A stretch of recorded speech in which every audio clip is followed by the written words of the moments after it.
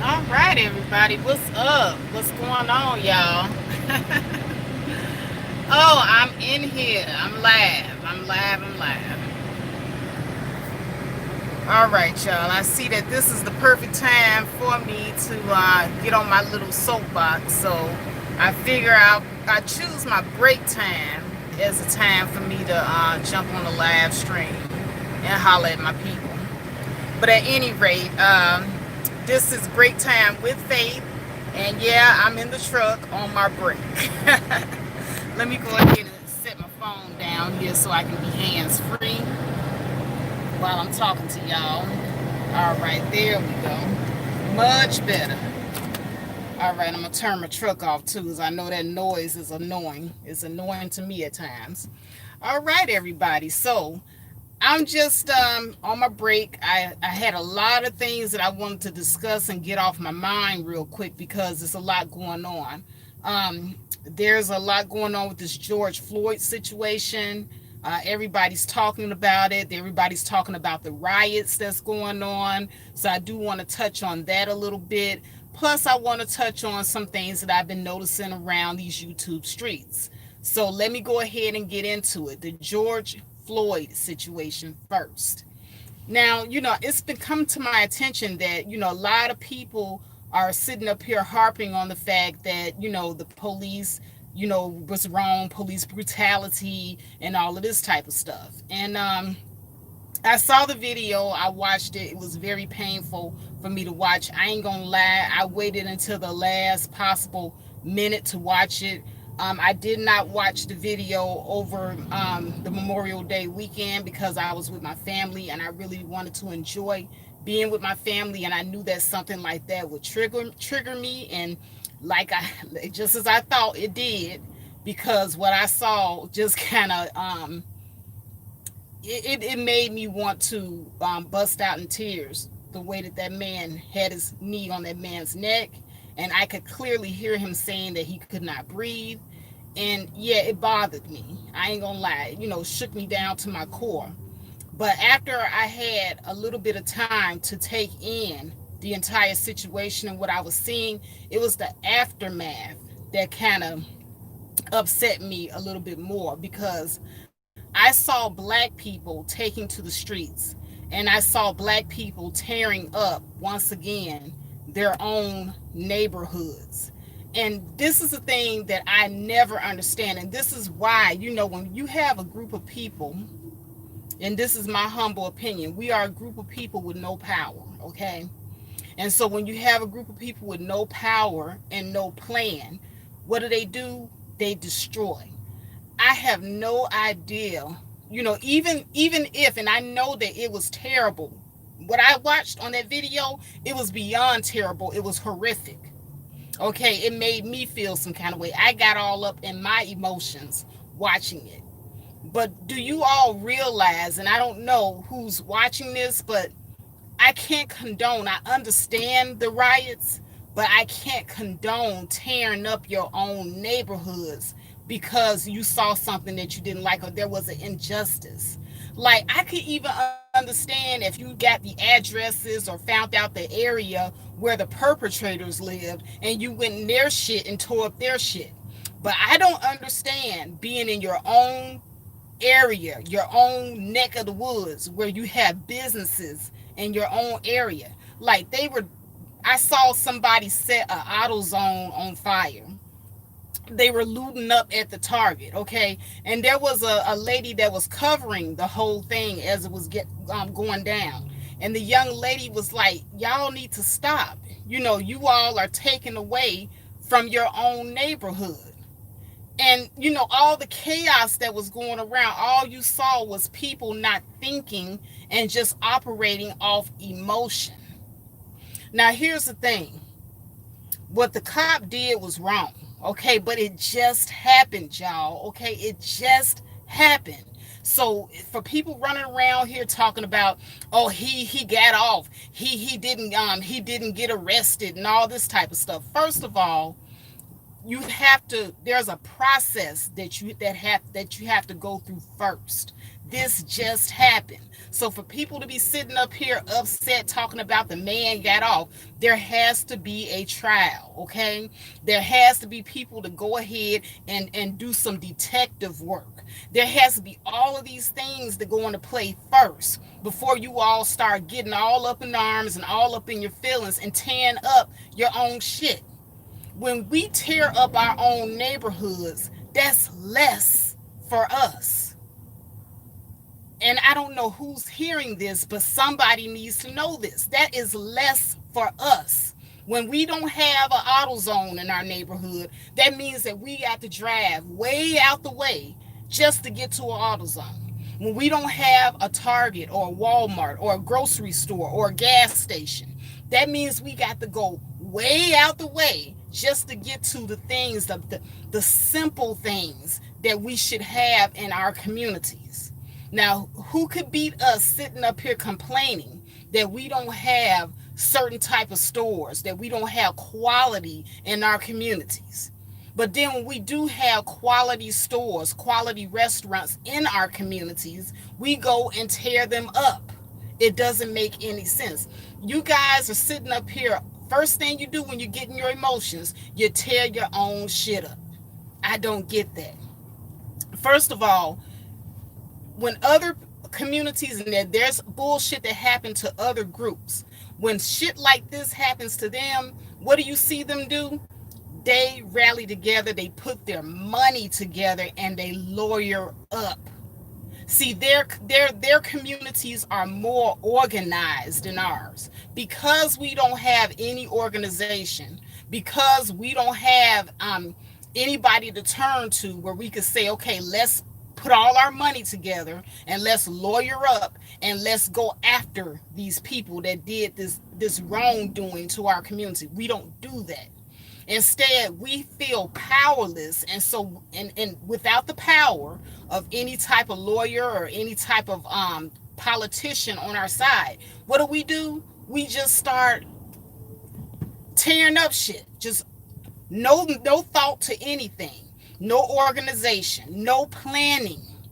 You know, we have got to stop operating off of our emotions and start operating off of planning like everybody else does. Everybody else put their politicians in place. Everybody else has their lawyers on deck. Everybody else does this but us. We're the only ones that do this every time. And every time, nothing actually happens behind it.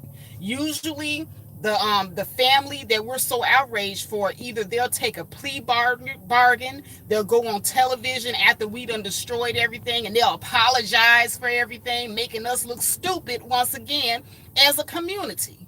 So I need Black people to just kind of sit back for once. Just watch. Wait and watch first. And if you want to do something, organize, plan, like everybody else does. We sit up here, we don't watch, we react. We're very reactionary people. And that's something that I wish that we could get away from, because we are known for being reactionary instead of being, how can I say, strategic. We have got to start learning strategy, not reaction. So, you know, I sat there and I looked at the whole situation. That officer was wrong as two left shoes. You got your foot on somebody's neck, not your foot, but his knee on somebody's neck for that long, 10 minutes. I can clearly hear the man saying he can't breathe, at the point at which his nose starts bleeding and he starts to urinate on himself. Somebody should have done something. Now, I'm not saying civilians, but I'm talking about the other professional law enforcement personnel that was around him. But nobody felt the need to say or do anything. There was, I believe, a healthcare professional that was there trying to tell the officer that he needs to check the man's pulse, and the officer ignored him. So what I'm beginning to think is that this guy, this officer, I think that it was premeditated murder. That's what it looked like to me. Because the look on that officer's face and just the nonchalant way in which he handled the whole situation, it just seemed to me as if he just didn't give a fuck. He just turned around with his hands in his pocket like, oh well, I killed him type thing. And that's the one reaction that I took away that I will never forget. Because I do understand that, when police officers are out here and they have to restrain people, they have to use excessive force at times, especially if they're dealing with somebody that is high or on drugs or whatever. But this force that this officer used, it's like he just, I don't know, his reaction afterwards did not seem like anybody that said, oh my God, I took away this person's humanity. His reaction was cold. He did not have any type of response to finding out that he had actually murdered this person. As a matter of fact, he just stuck his hand in his pocket and he was just very nonchalant about the whole situation. And that's the takeaway that me personally, I could be wrong. I don't know how a person is feeling on the inside. Everybody deals with trauma differently. But to me, that is the actions of a sociopath or cold-blooded murderer, the way that man reacted to the situation.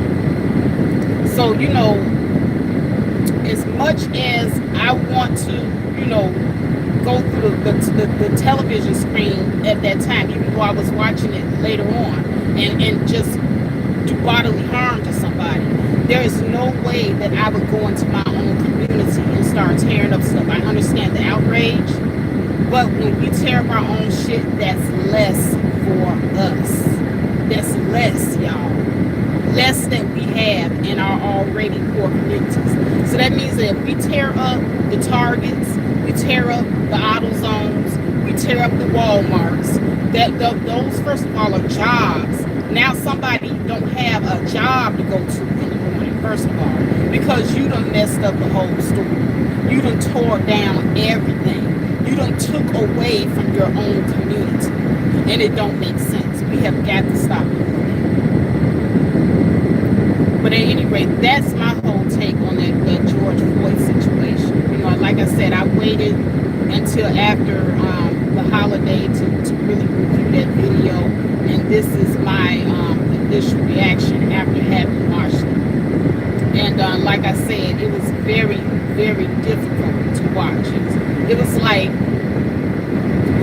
like watching my son or somebody that I knew in my family suffer.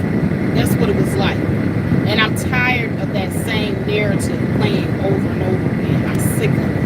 It's not something that we should ever get used to, but it happens so frequently that we should by now have some sort of organization about how we handle these particular situations. We have so many instances over the last, it's going on a decade now, y'all. These recent violent activities by police has been going on a decade now, and we still have not learned how to properly react to these situations. And that's what I'm really upset about. I'm really upset about our reactions to these situations. So, in my humble opinion, and I know I'm nobody but a YouTube talking head. I'm one of the regular people out here just like you. I'm no different than anybody else that comes to this platform. But in my humble opinion, it's time for us to stop reacting off our emotions and start planning. We need to start getting like every other community, and we have to come up with a plan. Just like I was talking about on a live stream that I did not too long ago when I had Miss Jay on. And we were talking about the church, and I believe it was Rainy Room Man that came up there, and she was talking about how much her church does for the community. What I want to know is every other community, they send people to school for certain things because they know that their community needs it. Like in our community, the black community, we have a shortage of black doctors. Okay, this is what we need in our communities. Yet when our people go to college, when our people seek after degrees, our people don't seek STEM degrees like every other community does. Every other community, and don't get me wrong, they absolutely do calculate what it is that they need. They absolutely do. But we don't calculate what our needs are. We do not say, okay, this is X amount of people that we need, because if we don't like police brutality, then we need more of our black men to become police officers, so that when our communities need policing, they can lawfully police the community, because we have a majority of our men going into that field. You know, we need to start, how can I say, recruiting our people to go into certain fields where we see that we need a need. And definitely we need more law enforcement. We need more black doctors. You know, we got enough black nurses, but we need doctors. We need scientists. We need lawyers. We need those type of people. When we send our people to college, this is what we need to be rallying for. We need to be rallying to send our people to school for things that benefit our group. And we don't have enough. We don't have enough black men going to police academy. We have a lot of black men, and this is partially a setup as well through the system, because the system does set it up where our men do not qualify for a lot of positions, such as positions in law enforcement, because they have criminal backgrounds. So we need to start encouraging our men, those that do not have these criminal backgrounds, to possibly seek employment in fields of law enforcement, employment in fields of law, employment in fields of being doctors and scientists, things that we need in areas that we are lacking, because we are completely lacking in those areas. But instead, we got people wanting to be ball players, you know, the next big thing. They want to be rappers, you know, silly stuff like that we really are not lacking in the community. We are not lacking wannabe rappers and ball players in our communities. We are lacking doctors, lawyers. We are lacking police officers. We are lacking those fields of professions in our communities. And this is the reason why they get to roll over us at every turn, because it's not enough of us to infiltrate those systems. If you want to change the system, this is a good way to do it. You can't change the system by complaining. You can't change the system by looting and tearing up your own areas. You're not going to get any headway that way. Anybody else that comes into this white supremacist system, what they do is they immediately start infiltrating. They have their own interest groups. They start rallying together, putting their money together. They start lawyering up, and then they start sending their people to school for certain professions. It's no secret that we have more foreign doctors here in the United States than we even have American doctors. And why is that?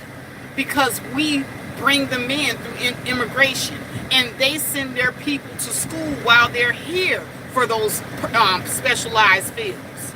But we don't. When we have the Nigerians coming in, we do not partner up with them.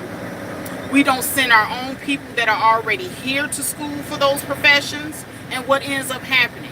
Okay, well, we end up getting rolled on. We end up getting shitted upon because we are the weakest. We are the weakest link in society. We are the ones that everybody gets to step on and shit on at every turn, because we do not have our players in place. Everybody else out here playing chess. We ain't even playing checkers at this point. We ain't even got our pieces on a damn checkerboard. But we want to sit up here. Our little girls want to be Instagram thoughts. Okay, everybody wants to be a content creator. Everybody wants to be a rapper. Everybody wants to be a ball player. Everybody wants to, make this quick money.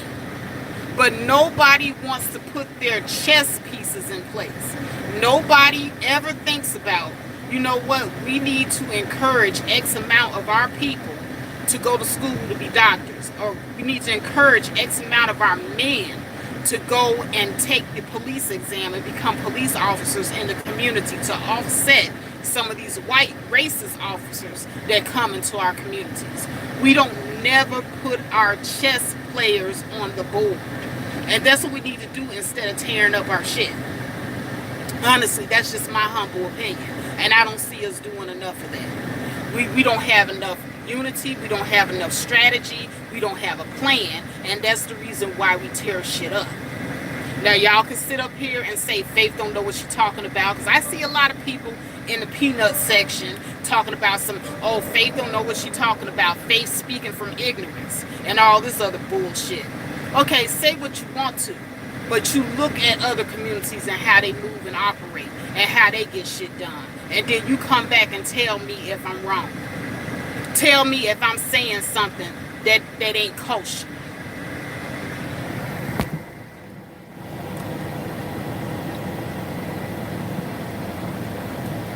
My phone getting hot, y'all. I don't know if I'm going to be able to, oh yeah, my break will be over in 3 minutes. I'm about 20 minutes into the video. But, you know, like I said, that's just one of the things that I wanted to speak on as far as the George Floyd case. You know, like I said, it just happened and already we're tearing shit up. You know, and that's the biggest disappointment. You know, it was disappointing what happened to the brother. You know, I'm not even going to downplay. I feel like it was bullshit. I ain't even going to downplay it from beginning to end.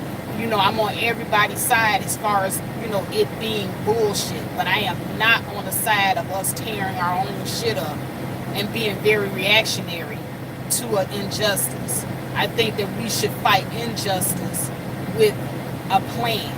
We should fight injustice with strategy. And that's something that we have not learned to use over the last decade that this has been happening.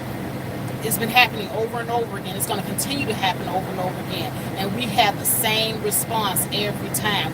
When will we ever learn? That's my question. You know, and then also in reference to different things that I've been seeing going on online, there have been quite a few beefs going on in these YouTube streets between certain content creators. A lot of, how can I say, people going back and forth, you know, having debates with one another, especially within the manosphere. And, you know, I would just like to say, I would just leave that shit alone. You know, I'm not going to mention any individuals' names because I don't want to be involved. You know, that's not anything that I want to bring over to my neck of the woods. When I see that there is a certain group of people that's hell-bent on believing a certain ideology, no matter what you do and no matter what you say, you're not going to get the answers that you're looking for from those people, and you're not going to change their minds. Their minds are pretty much already made up. So, you know, basically, what are you arguing for? You know, I'm not here to get any clout. I'm not here to generate any traffic to my channel, and I definitely don't want to help anybody get any notoriety on their channel by going on to their platforms and kicking up dust and arguing and all that type of stuff. I did that enough, you know, with going on certain people's panels and being disrespected over and over again, you know, doing the same thing once again over and over again, expecting a different result, and it's insanity. So, you know, I refuse to keep doing the same thing over and over again, expecting a different result. When I see that something is not working, then I just basically fold and go a different direction. And my direction would be to go in a direction of just focusing on my own channel and focusing on my own content, my own talking points, and the audience that comes to hear me. Because if I keep going over there, you know, like I said, there are even women now over in the manosphere sector. And one thing that has always been disarming for me, now I expect the men to have misogynistic views of women, and they have their, you know, overall talking points that's meant to shame women, you know, into acting a certain way or just bring you down as an individual. I recognize the shaming tactics. I recognize the back and forth of the blame game. I see it for what it is, and I just let it just go over my head, or I just, you know, dust it off my shoulder and I keep moving on. You know, but When women start picking up the same talking points as the misogynistic men, that's something that kind of gives me pause every time. Because I'm looking at these women like, you're speaking as if you're just like these misogynistic men, trying to gain brownie points from the boys club. And I'll say it over and over, you're next. Your time will come. You will be, one day you'll look up, you'll be 30 or 35 or whatever age limit they put on your youth. And then you will be an old, used up woman as well. And don't let you sit up here and not be married by that time. You'll really get dragged. And see, I'm one of the ones, because, like I said, you don't need nothing but time. I've seen a couple of female content creators. I've been on here about maybe 7 or 8 years. They start off in their late 20s, and now they're in their late 30s. I know some of them now. And now they're old. And I am witnessing these very same men that were kissing their ass while they're young. Now they're calling them old and used up, and nobody wants them, and they've hit the wall now. I am experiencing and watching this in real time. So all of you females out here, sitting up here all too happy to see another woman getting drugged by misogynistic men, your time is coming. And just like I watched those other women, begin to age out of youth, and these very same men that had their back turned on them, your time is coming.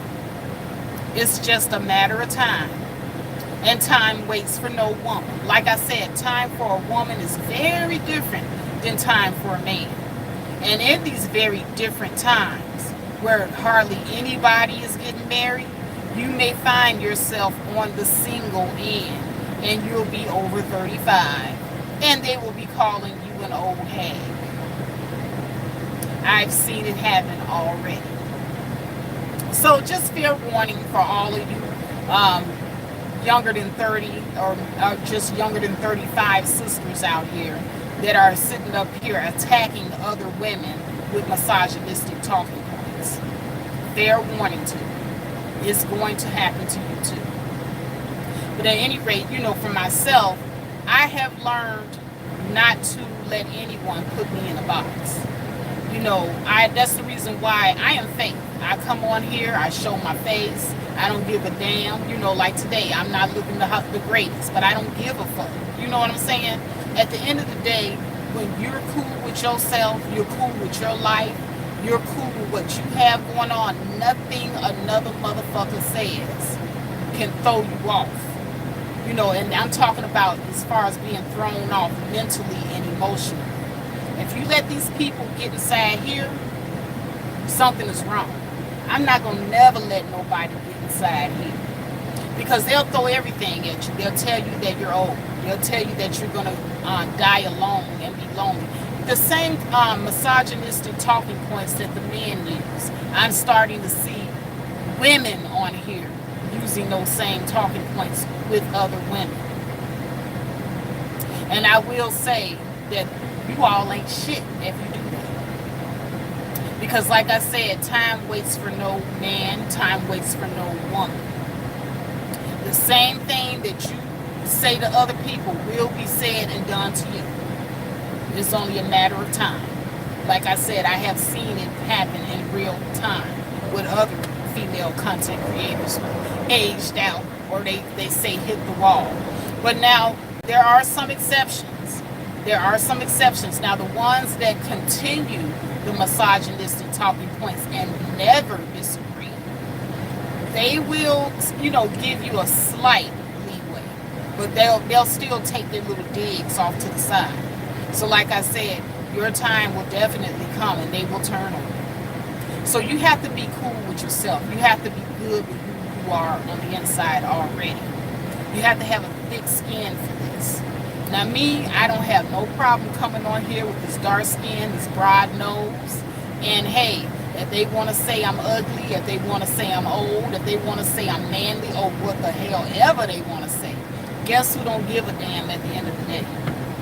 Because at the end of the day, real life is what bears out.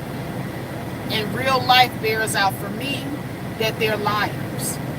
And this is what you all have to come to the conclusion.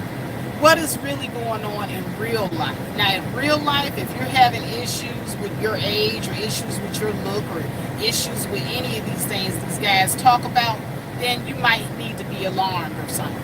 But I know that in real life, all the bullshit these guys talking about, I have zero issues with. Zero. Now, they'll sit up here and they'll try to make it seem as if their narrative is what's really running in real life. And I'm here to tell you that real life don't bear those receipts at all. But at any rate, my break is over. It's time for me to hit this road. I'm exactly 30 minutes into this video. This has been a 30-minute break with Faith. Please like the video again because that puts me on top. And I'll see you in the next one. Have a good one.